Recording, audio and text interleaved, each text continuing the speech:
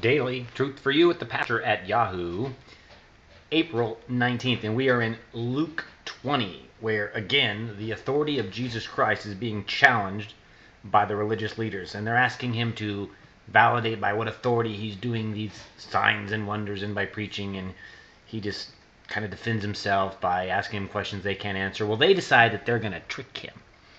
They're going to stump the Son of God. They're going to make him say an answer to something that's going to cause the Roman government to get mad at him and kill him. Well, of course, he's smarter than them because he's God, so he always outwits them. But it's interesting in this instance. Let's apply this to our lives here, now, and today. They try to trap him about money and taxation. Now, doesn't that take a lot of good politicians down? What's the right amount of tax? What should the government do? What should the size of the government be? What is the role of government? Well, they kind of get Jesus involved in that debate.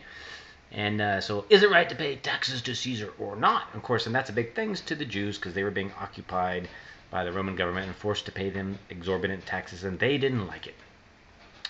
So instead of saying yes or no and getting in trouble with either the government or the Jews, he simply shows them a Roman coin and says, you know what, whose inscription, whose picture is on this? And they said, well, it's Caesar's. And he said, well, then give to Caesar what is Caesar and give to God what is God's.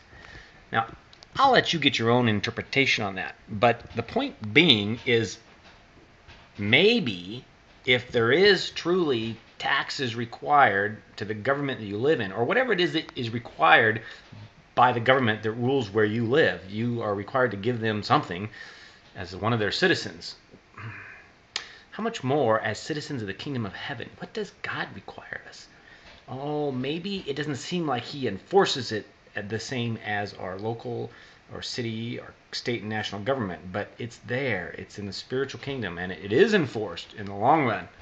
So consider what you should be rendering to God if you truly want to be a citizen in his eternal kingdom. Challenging thoughts, daily, truth for you, the pastor at Yahoo.